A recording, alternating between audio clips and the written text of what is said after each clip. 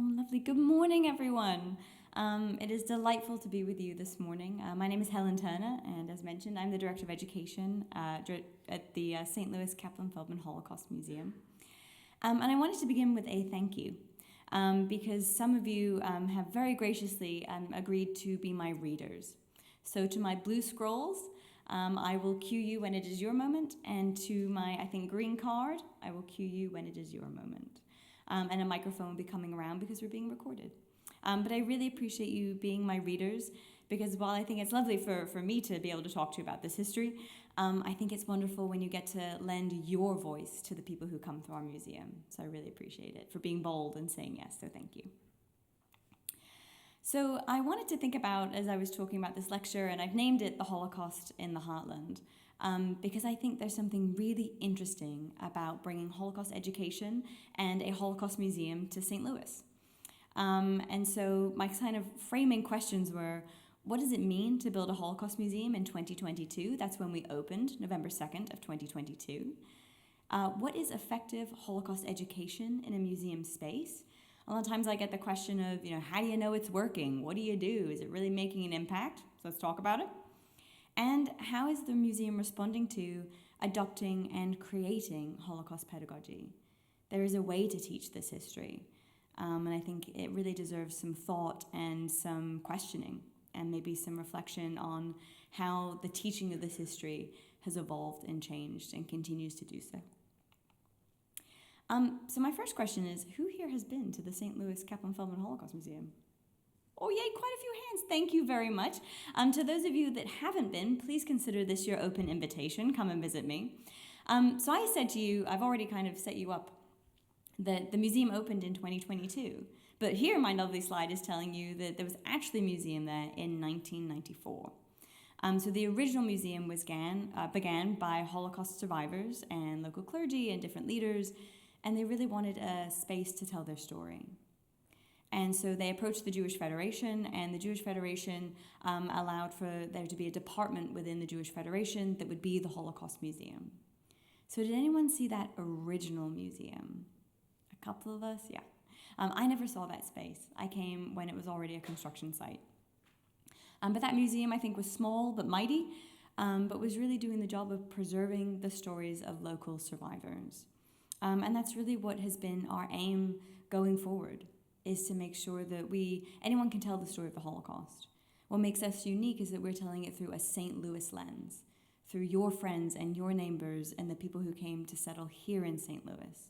So how do we make this giant global history local and personal? So when we thought about opening, as I said, we had a museum in 1994. It was a great museum, but they wanted to reimagine it. It was started by survivors, and it's one of only 22 Holocaust museums of significant size in the country. There are many Holocaust centers, departments, libraries, one man and one woman shows all over the country. But there's really only 22 of size, so with kind of sustainable staff, with sort of a strategic plan, all those kinds of things.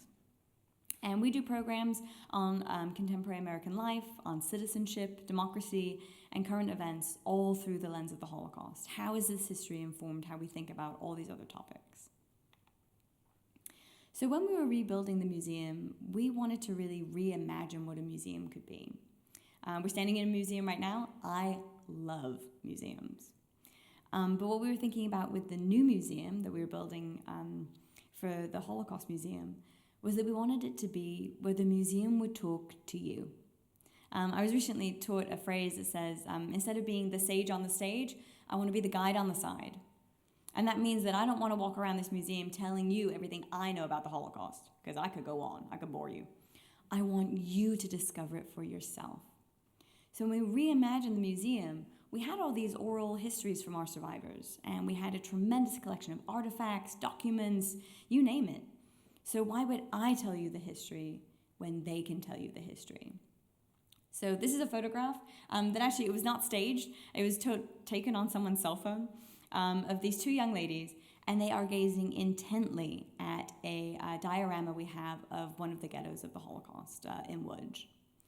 And what you can see is they're looking at it, as you usually would in a museum, but what's underneath is like this panel where you see the red circles. every one of those circles is survivor testimony. So instead of me walking up to the artifact and saying, this is the Łódź ghetto, there were this many thousands of people imprisoned here, it consisted of starvation and disease and tremendous deprivation. Instead, I can say, let's look at this model. What do you see? And then I'm actually going to let Jerry Koenig tell you about his experience of being an 11-year-old in this space. And then Jerry will talk to you, telling you all the same things that I would have, but in his voice through his testimony.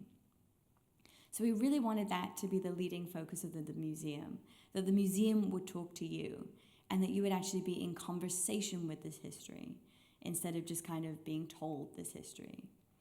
Because I don't think it serves us very well when we tell people the lessons of the Holocaust, right? I don't think that's such a very effective educational piece. I want you to discover the lessons of the Holocaust through questions. When Elie Wiesel opened the Holocaust Museum in Washington, D.C., our national museum for the Holocaust, which I'll get to, he said the museum is not an answer, it's a question. And I genuinely believe that about Holocaust education. I'm not giving you the answers. I'm giving you a really difficult, thoughtful set of questions to look at both the past and the present. So what was the directive of opening the new museum? Because I know I'm speaking with museum professionals in here. It's not so simple when it's like, all right, we had this thing that was going really, really well, and now we want you to reimagine it and reopen it as something kind of new, but kind of not. So this was the directive that I got when I came to St. Louis, was that we were going to create a Holocaust museum centered on the stories of St. Louis survivors. Now, I think this is an incredible strength of the museum, but it also presents a challenge. If I'm only telling the stories of St. Louis survivors, and I know that there are millions of stories, what am I highlighting and what am I leaving out? Right? So our St. Louis survivors, number one, they're survivors. So how do I represent the tremendous loss? You know, sometimes when we think about survivors, they're the ones that we encounter, so they feel most familiar to us. But the survivors are the exception. The rule are the 6 million. So how do I represent the 6 million who were murdered while placing the exceptional within that kind of train of thinking or that line of thinking? And also, if I'm talking about St. Louis survivors, they tended to kind of cluster. So you've got a lot of our survivors at the museum, they tended to be from Łódź. That's why we've got that model. We had kind of a density of those survivors because once one person kind of came to St. Louis and they were connected through Jewish Federation, then they would kind of be like, oh, you're from Łódź. All right, I'm from Poland too. We both speak Polish. Let's hang out. What was your experience? Do you know so-and-so? Can you help me with a house? Right, so they form community. But it also means that we're very heavy in the German-Polish narrative and not so heavy in, let's say, the Greek survivor narrative. Or let's say the Lithuanian survivor narrative. So while our survivor stories create a really unique space for us to talk about St. Louis, we have to be really cautious about how do we bring in those other stories in a respectful way. So that was challenge number one. Challenge number two, to make an accessible space for students 10 years old and up. Now, we're dealing with genocide. We're dealing with something incredibly hard. Does anyone here remember sort of that first moment when you learned about the Holocaust in school? I'm seeing some head nods. And I'm imagining, depending on our age, but if we came of age in, let's say, the 50s, 60s, 70s, I would imagine that we were probably introduced to the Holocaust by some very intense footage. I'm seeing some nods again. And I imagine that that footage would have been of liberation. This would have been taken by the Allies as they came upon, exactly as Lindsay said, as they entered Auschwitz-Birkenau, as they came into those spaces. They would have found what I think are very sort of known Holocaust imagery, which is going to be people who are starving, who are extraordinarily sick, who have been completely dehumanized, who are often naked, and who are often deceased. They're in piles of bodies. How do I represent that in a way that a 10-year-old can digest it? And how do I make sure if I do present that image to you, that you know that that's not the whole story? That's just part of it. And if I just show you that image, then I've done exactly what the Nazis intended. I've reduced all of those beautiful people, an entire universe in and of themselves, to just a dead body. So that was my challenge as a historian. How do I present this to you? And what we chose to do to make it age appropriate but also tell the truth of this story is that what we would do is make sure that our large images were all about the people, their quotes, their feelings, their families, their artifacts. And when we wanted to dive into what happened to them and also to the millions who couldn't speak, we would do it through different representations of artwork. Or if we wanted to use an image, we would embed it in a video that I could access as an educator, but that maybe our 10-year-old wouldn't access, but I could show it to, let's say, the police officers that we train. Or I would put it in a drawer as evidence, so you'd be very aware that you were encountering evidence as a historian, and it wouldn't surprise you as an 11-foot image. So we really tried to make our space really accessible, and we also played with color. A lot of Holocaust museums are really, really dark, right? Because it's really heavy history. What we decided to do was begin with color and take you into the darkness as we get into the Holocaust, but also bring you out through color and survival. And that makes it sort of this in and out instead of just this intense, intense decline. We also wanted to make sure that we had a Jewish-centric narrative, but that we're inclusive of all other victim groups. So when people here think about the Holocaust, my assumption would be, and we'll go through the definition, but we tend to think of 6 million Jewish victims. These are the center of our story, but they're not the only story. How do we make sure that the Poles and the Slavs and the Roma and the Sinti and gay men and Black Germans and Jehovah's Witnesses are all represented in our museum? And so we did that by pulling all their stories throughout the exhibition. The other thing was that we wanted to chronologically depict the events of the Holocaust. Might sound intuitive, but not so much. People were like, go by theme, go by country. Chronology felt like the best way to go. It's helpful. And we wanted to be an interactive space. Again, instead of me telling you the history, you are finding it for yourself. And so with all these directives, we then began building the museum. And we're just about 3 years old, so I feel like we're still in our toddler phase. But when I moved to St. Louis, I was coming from New York. I encountered this lovely construction site closest to me. And then very slowly they began to build the building that would house these stories. And the one that you see on the far left is our entryway today. And that entryway is really important. It's lovely when you get to design a building and really think about what you want it to say. Not just, are there enough bathrooms? A key consideration. But what do you want the building to say? So the front of that building, it's all glass. Has anyone ever heard of the event Kristallnacht? Some of us. So Kristallnacht in German means the crystal night, or the night of broken glass. This took place on November 9th and 10th of 1938. And on that night, after about 5 years of the Nazis running the German government and being very oppressive in their laws, they decided to unleash a night of violence.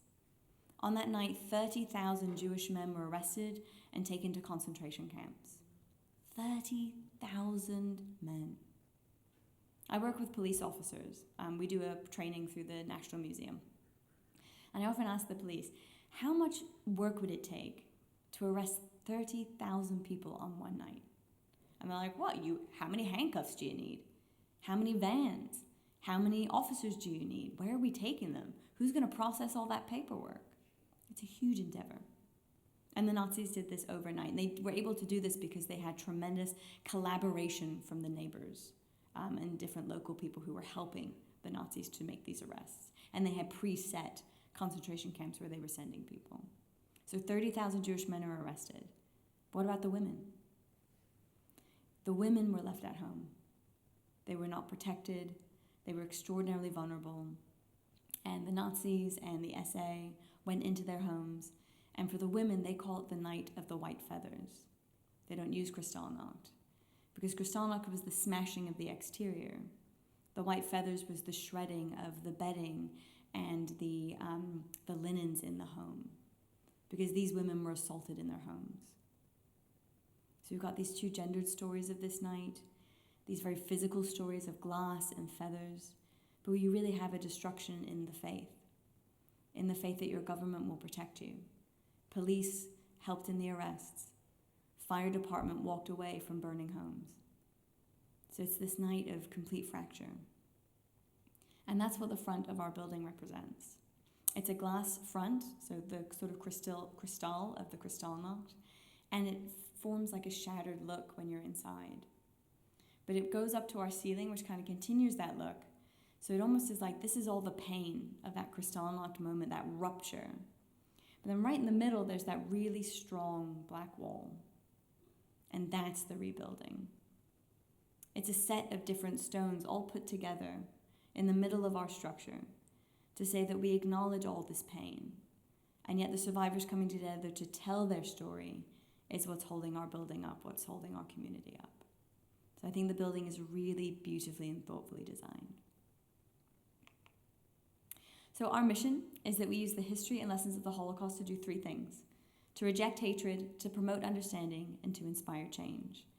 And our vision is to become a beacon for Holocaust education, empowering individuals everywhere to respect all people and intervene against bigotry. Now that sounds great, but it's hard to do, right? Number one, we've got to teach people the Holocaust, and then we've got to empower them to make change, and then we've got to hope that they go out into the world and do that change. So we had to really think about how we were going to present this to people, not as something so big and bad and far away that they couldn't relate, and not something so close that they'd be absolutely terrified, but something in the middle where they had power and choice and could explore their own choices. And we wanted to be really survivor-focused. I love this photograph. This is taken on opening day. This is a Holocaust survivor, Gittel Burns. She was saved by her father. They escaped to Shanghai, and they were in the Shanghai ghetto in China. And on opening day, Gittel knew she was in the museum, but she didn't know exactly where. And we had put her in one of our phenomenal interactives. So a lot of times people ask me, why didn't people leave? Why didn't they get out of Germany and Austria? Why didn't they flee? And the truth is they tried, but they needed tremendous paperwork to get out. They had to get something signed by the local police department to say that they had nothing outstanding against them, their character, which could you imagine? They've just arrested 30,000 men and I have to go to the police department to get a piece of paper? No way. So it's very, very hard to leave. So to help explain these stories, we picked 3 St. Louis survivors and we took all of their paperwork, how they got out, and we made it a digital interactive for you.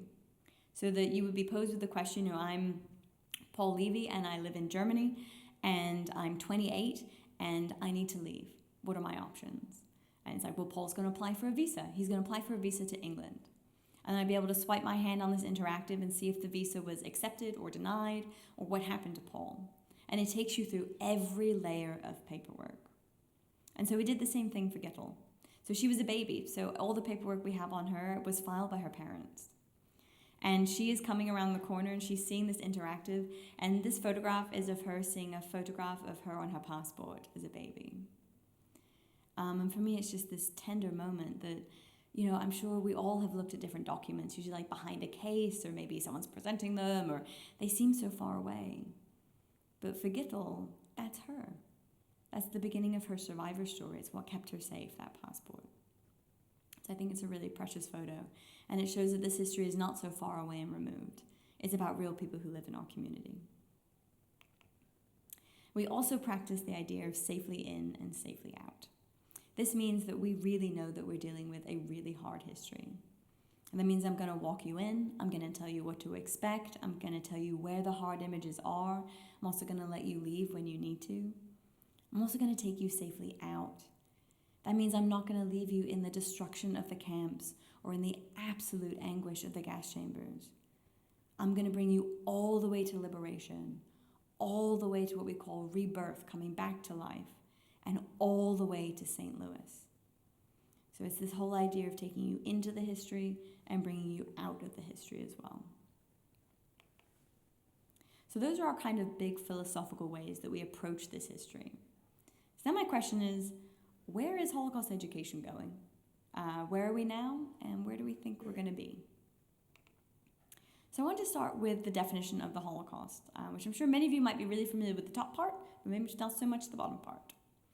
So the Holocaust was the systematic, state-sponsored murder of 6 million European Jews by Nazi Germany and their collaborators between 1933 and 1945. I think this is the piece people feel most familiar with, right? We've got European Jews, we've got Nazi Germany, we know there's collaborators or someone helping them, We've got 33 to 45, that's my time frame, okay. And then I've also got systematic and state-sponsored. I understand that the government did this to its own people first, before taking over other countries. So then the second piece is for some people a new part of the Holocaust. So the Nazis targeted a European Jewry as part of a larger system of racial persecution and war. That piece is key. Because so much of what the Nazis did, they took from the United States. I'll actually be doing a program on this on February 12th, if you're interested. But it's looking at laws of the Jim Crow South and Nazi Germany. And they took their racial laws from us. Right? They were exploring, how do you pull people out of society? How do you make them racially different? Because Judaism is a religion, right? It's a faith, it's a cultural practice, right? But how would I know that you're Jewish? I would have to see that you're wearing something, or I'd have to ask you or observe you in your faith, right? So the Nazis took anti-Semitism, which is a hatred of Jews, and they moved it from being a religious persecution over to a racial persecution. They said, no. Maybe you were born into a Jewish family, but you've converted to Catholicism and you're deeply devout in your Catholic faith, but I've decided you're a Jew. There's something in your blood that makes you a Jew, which is not true. And they took those laws from the United States. When you look at what the Nazis first did, the first thing they had to do was pull Jews out of society. And the way they did that, because you couldn't tell by the color of someone's skin, right, was that they had to pull them out with labels. They had to force a label on them, the Jewish Star. They had to force segregation by saying they've got Jews-only benches, or only for Aryans, or no Jews allowed. Exactly taken from our country. So I think this idea of the larger system of racial persecution and war is key to understanding the Holocaust. They were pulling off of a global narrative that so many countries were participating in. And that war piece. War changes everything. If you want to violate human rights, you need a good war.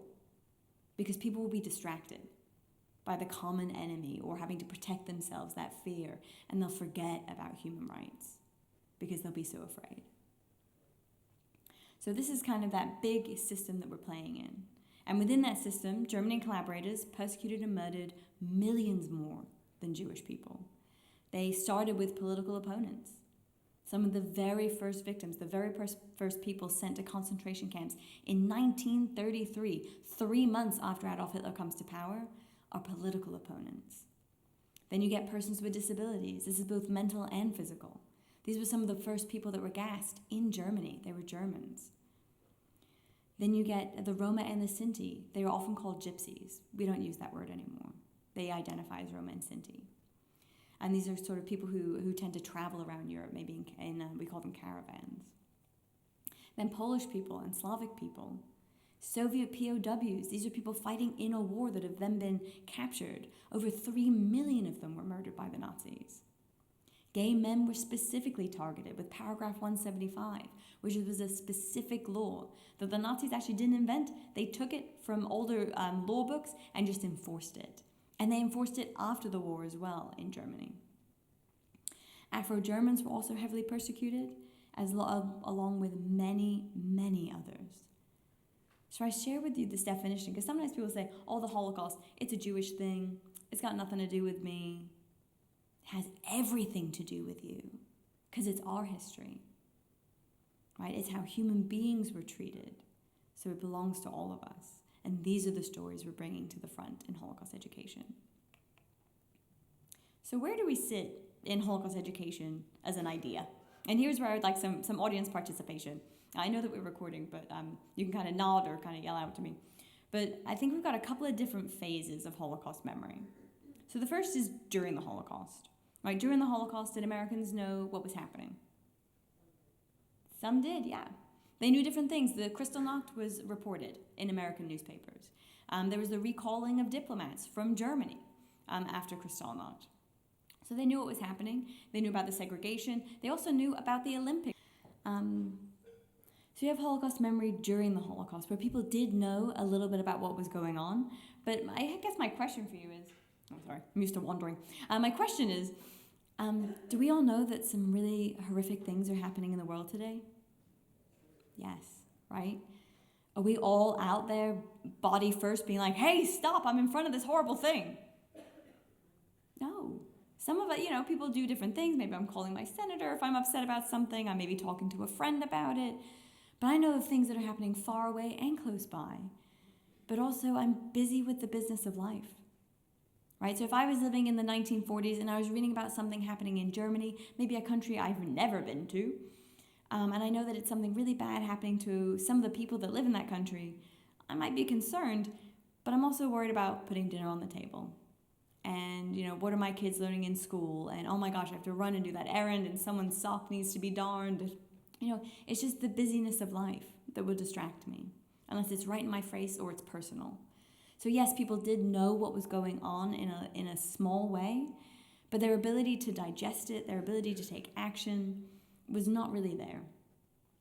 And also, what they knew, it was kind of piecemeal, and what we know and what we comprehend are really different, right? Reading a headline that says that 1,000 people were shot, I kind of know what that means, but I don't know that I can feel it so much in that headline. Right? We are bombarded by headlines all the time, and they just kind of become numbing, right? And I've got to focus on kind of what's in front of me. So that's kind of American memory during the Holocaust. Then you've got the post-Holocaust, 1945 to 1961. So 45, Holocaust ends. You've got the liberation. America is very victorious. And they start talking about the liberation. That's what they're interested in. They want to say how the Allies went in. This is what they found. This is what they did. And they start showing this on American newsreels. And this creates like a feeling of like, all right, there was some really big atrocities. There's something that happened in Europe. But also, we want to get busy with getting America back on track. Right? We are focused on the suburbs. We're focused on building families. We're focused on supporting our GIs. This is all the different things we're doing in the United States until 1961. 1961, Adolf Eichmann is arrested in Buenos Aires, and he is taken to Israel, the new country of Israel, and he is put on trial.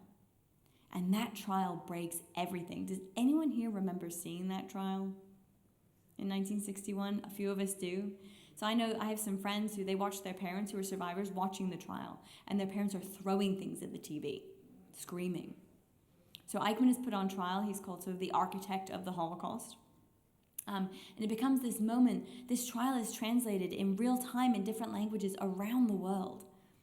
And so many people are getting like, what is this? Who is this guy? What did he do? He's behind a glass box because they're so worried someone's going to shoot him. He is found guilty, he is hanged, and his body is disposed of at sea. And this like cracks something open. The Holocaust suddenly becomes something that people talk about. And that's where we get this kind of blossoming in 1961 to 1993. That's when we start to have all different kinds of moments of the Holocaust coming into the mainstream media. So the first one is, did anyone see the Holocaust miniseries with Meryl Streep? It's really good. Go watch it. But this is one of the first times that the Holocaust is represented on television.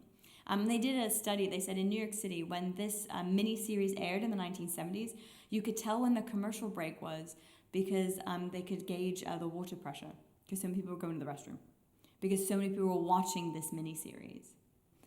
So people are watching this. They're meeting a young Meryl Streep. She's talking about the Holocaust. And it becomes this kind of thing that people are starting to digest a little bit more. It's coming into their living rooms. But then the big one happens in 1993. Has anyone here seen Schindler's List?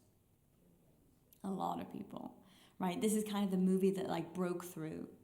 People saw Schindler's List. They saw it in Germany. They saw it all around the world. And right at that time, that's also when they built the National Museum in our country, the United States Holocaust Memorial Museum. Now, I think it's fascinating that we have a national museum to something that didn't happen here, right? It's something that we played a role in, right? We were part of the Allies leading at the end. But to have a national museum on the National Mall funded by your taxpayer dollars for this history says that it means something deep to American history and our narrative of how we see ourselves in the world, how the Holocaust plays into the American memory. And then you've got this amazing blossom in 1993 to 2023. They call this the years of the Holocaust. This is like the apex of Holocaust education. This is when I came of age. Because all of a sudden you've got all of these Holocaust museums blossoming, right? If USHMM in DC opened in 1993, the museum here in St. Louis opened in 1994, my former Holocaust museum opened in 1994, they're all blossoming in the early 90s. Holocaust education starts to be part of the state curriculum in different places. We got it 2 years ago here in Missouri. But it starts to be something that people talk about. How many people here have read The Diary of Anne Frank? Right? How many people here have read Night by Elie Wiesel? So it's becoming one of these things that we're teaching in our schools. We understand this language. People are meeting Holocaust survivors. It's this moment when Holocaust education is just taking off. But I also think it's dangerous as well. In this moment, we put so much weight on Holocaust education. We tell people if they learn about the Holocaust, then they will prevent all genocide. They will protect all human rights. And only if they learn the Holocaust will they do this. And the Holocaust is put on kind of an unrealistic pedestal as the worst of the worst, the baddest thing that can happen. And that's a precarious place to be. The world is made up of many, many histories and many, many tragedies. How does the Holocaust fit into that fabric is our work going forward.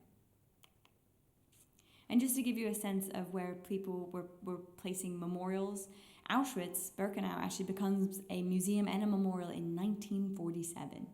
2 years after it's liberated, it becomes a site.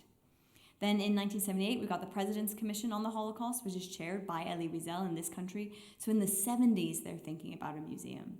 It opens in 1993, and the ones in St. Louis, as I mentioned, 1994, and now our Reimagine Museum in 2022. And this is the opening of the new museum. So that beautiful lady in the middle there with the big scissors, that's Gloria Kaplan-Feldman. And if you remember the name of our museum, we're the St. Louis Kaplan-Feldman Holocaust Museum, so it's named for Gloria's two sides of her family. And what I'm interested in is Gloria, but also the people stood next to her. The lady in the burgundy dress, that's her daughter, Cheryl. The gentleman in the blue jacket, that's her brother, David.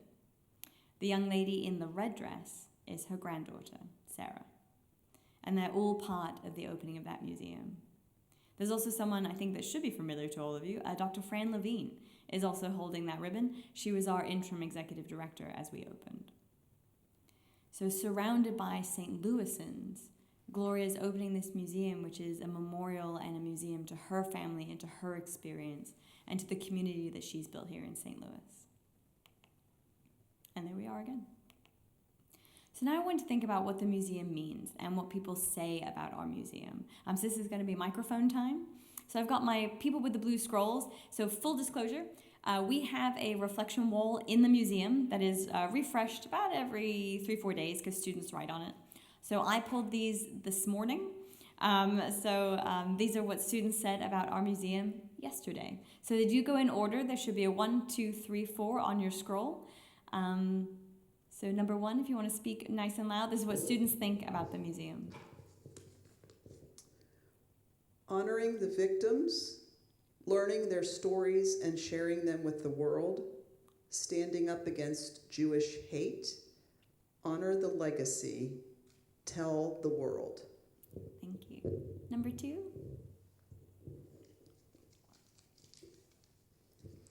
Education about these horrible acts is crucial so history will stop repeating itself. Thank you. Growing up, I never expected that we'd see such atrocities repeat after learning from the Holocaust. Looking at the current state of hate, I'm less sure now. Thank you. History is repeating itself today in 2026. I refuse to be complicit in genocide. I will speak out. Thank you. So those are all voices from young people who visited the museum. So when people ask me, does Holocaust education work? I tell them to go and read the wall. They'll tell you. Now, not all of those reflections are quite like that, right? Some will let me know that the tour was too long, they wanted a longer lunch, where's the bathroom, I was boring, and they'll tell me all kinds of good stuff. But it's a great way to take the heartbeat of the museum. Is it working? Are people getting it? What are they concerned about? And the reflections have changed over the 3 years that we've been open. The things people say, the things people want us to know, what's on their minds has changed. But I know that the museum is doing something. It's getting people to ask questions. It's getting people to think deeply. And it's getting them not to just think about the past, but to think about today, which is the whole point of our education. So Holocaust education has really evolved. Museum curation and educational programming, including our own, is informed by the latest trends of the evolution of Holocaust education. Holocaust education used to center more on like names and dates and facts and figures and like memorizing stuff. Now it's all about voices and choices, because that's what really matters, right? That's what's going to connect to you and me and let me see me in the story. If I just talked to you about perpetrators, and I told you all the horrific things they did, and I called them monsters and crazy and sick and sadistic, you would say, oh, I would never be that, right? There's something wrong with those people. But the truth is, perpetrators were individuals just like you and me. They had families, they had faith, they made choices. And as long as when I say I want to rehumanize them, I don't want to be all warm and fuzzy about it. They did horrific things. But I do want to hold them accountable. And I do that by remembering that they are human, as am I. And we're all accountable for our choices. And so by bringing in voices, choices, and looking at the escalation of dehumanization, it didn't happen overnight. It started with words and with phrases and with slight movements that changed how people treated one another. That is the key to Holocaust education. And we use these best practices to make sure that we instill our visitors with knowledge, but also let them know that they have power. So as we mentioned with the graphic images, we want to teach without traumatizing. When we utilize graphic images, it's respectful and educationally sound. And we use these images to show the evidence of scale and magnitude.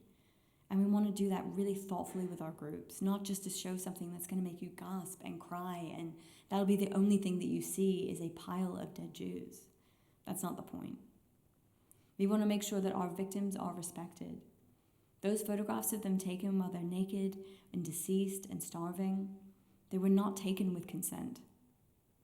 When we show them with purpose, we show them with dignity, and we show them only when it is necessary. This is a little bit more on why we're careful with the graphic images, because it's the number one thing people want to yell at me about. So when you're using a graphic image, if you're thinking about teaching the Holocaust, or I would say any hard history, consider why you're using the image. Is it just a shock and awe, or is it creating a narrative?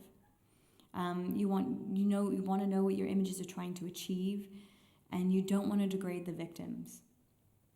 You want to avoid unnecessary or repeated or inappropriate images of dead bodies. When you show them over and over and over again, you're going to numb your audience.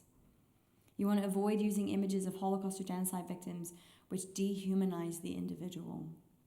This includes images of people in very distressing situations. The perpetrators taking these images were looking to dehumanize them and for you to look through that lens. And if you do feel particularly strong about an image, if it adds a desired impact to the event, explain why you're using the image and consider letting your audience know. These are some of the findings of how Holocaust education is changing. It says, in recent years, an increasing amount of Holocaust museums and memorials have acknowledged their potential for social change, moving from simply promoting abstract ideas about human rights, don't hurt people, don't humanize, to encouraging social activism, do something, and individual responsibility. In this pursuit, they've embraced emotive approaches to represent and interpret the past, where emotional attachment with individual stories is fostered and feelings of empathy and self-reflection are encouraged. Again, making sure we're looking at the voices and the choices, not just the statistics. And this is one of our survivor voices. This is the beautiful Rachel Miller. And again, even though she is the exception, not the rule for the Holocaust, because she's a survivor, bringing her voice, letting her share it with people around the region, she's been to many, many places, once again rehumanizes who we're talking about and what they went through. If you are interested in connecting with a survivor voice, we do have a really large oral history collection, over 200 digitized recordings. And these are actually really interesting. As you think about kind of like the history of the Holocaust, when people start to tell their story, you can hear a really big difference between that 1970s recollection, like 40s, 50s, 60s, 70s, and then you can see a huge change after Schindler's List. Because once people saw Schindler's List, survivors realized that if they said like cattle car, if they said a cattle car like in Schindler's List, you can see it. If they said it before, they'd have to like describe the cattle car, and people were like, well, could you sit? Were there windows? No, it's meant for animals, right? But once you've seen the movie, you've got a framework. And so as survivors are telling their story, they're picking out the touchstones that you'll now know and be able to connect to. So you see a really big shift in testimony pre-Schindler's List and post-Schindler's List. But a lot of our testimonies were actually taken in the 1970s by a local St. Louisan, Sister Prince, who did a tremendous amount of work on not only Holocaust testimonies, but also on testimonies of the Black community here in St. Louis. So you can find figures like Ilsa Altman. If you went to our database, this is what you would find, all the different places that she was, a general overview of what happened to her, and then you can hear from her, you can see images of her life, and you can also interact with her documents. But as we look to the future, something in Holocaust education has changed. If you remember my timeline, I ended around 2023. I took it from 1993 to 2023, this kind of 30 years of the Holocaust. But something is changing as we think about Holocaust education. Number one, we now have a state mandate for Holocaust education. Now, I feel two ways about mandates. I think a mandate can be a very interesting and lovely thing, but I don't believe in mandates that don't have a stick or a carrot. You need a stick to make me do it, right? If I ignore your mandate and you're like, oh dear, okay, I just ignored your mandate. But bigger than the stick, I need a carrot. I need something to help me, meaning I need money for professional development. I need money for subs if you want me to come on a field trip. I need some help with Holocaust books. What books do I have in my school library?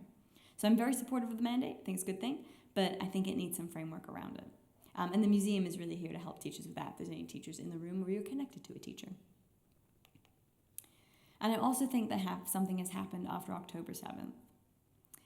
So I think for me, this, and for a lot of my colleagues, this is a huge shift in how we think about the Holocaust. And again, it goes back to that idea of putting the Holocaust on a pedestal. We made it kind of this like point of a mountain, right? The worst of the worst. But what it actually is a peak among the peaks and valleys of a long history of anti-Semitism. That history is 2,000 years before the Holocaust and extends far beyond the Holocaust into our present day.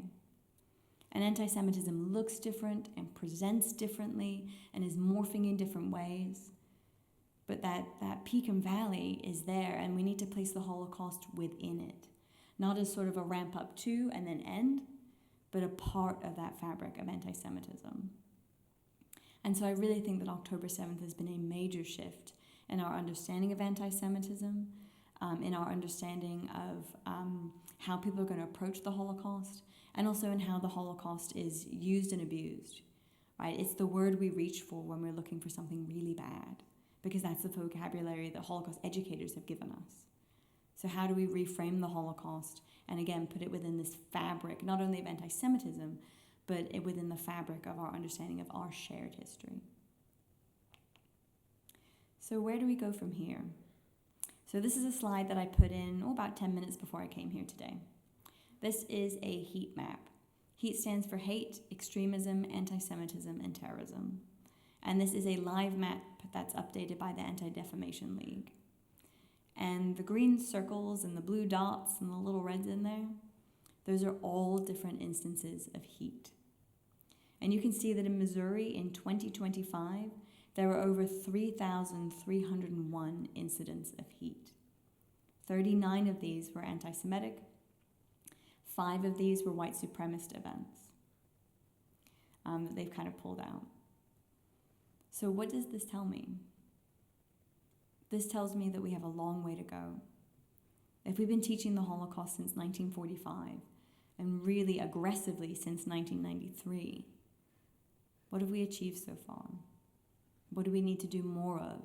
What is landing and what isn't landing? And how do we pivot in this moment post October 7th? How do we pay attention to the people coming into our museum, and how do we respond to what's happening outside of it? And to answer that question, the museum built something called the Impact Lab. So I'm sure that if some of us, we'd said we've been to a Holocaust museum, they tend to end with these like really moving images where they're like, from the Holocaust, then you see a whole bunch of survivors and then a whole bunch of babies, and they rebuilt their lives, and now, go forward. When you see hate, when you see anti-Semitism, when you see genocide, stand up and speak out. What does that mean? I don't know what to do, right? Like, especially if I'm 13, if I'm 36, or I'm 62, what am I going to do in those different moments?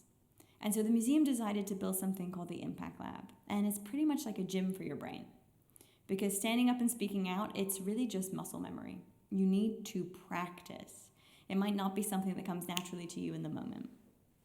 So the Impact Lab wants to take exactly who you are, right? We don't need to make up who we are or try and be somebody that we're not. Meaning that I'm actually quite a shy person. I know I'm stood up here by the podium, but I'm a really shy person. I'm also really British, which means that we do not do confrontation. So how do I use myself and the body that I'm in? I don't know if you could tell, I'm a 5'1" white woman, and that means certain things in certain spaces. Sometimes that means to some people that I present as sort of sweet and small, and bless you, and trustworthy. To other people, I could be extremely threatening, right? Because of what I represent in their spaces and what historically I might have represented in spaces. So I need to be really aware of the body that I'm in. I need to be really aware of who I am, and then the choices in front of me. And so the Impact Lab will present to you like a really simple scenario. Something like you are at a party and someone says a racist comment. And we ask people to respond. And most of the time they'll write down, I would say that's not nice. I would say we don't use that language. I would say that's mean. And it's like, all right, on the surface, yeah, that sounds fine. But what if I change the scenario a little bit for you? What if I said, we're all kind of a little bit older in here.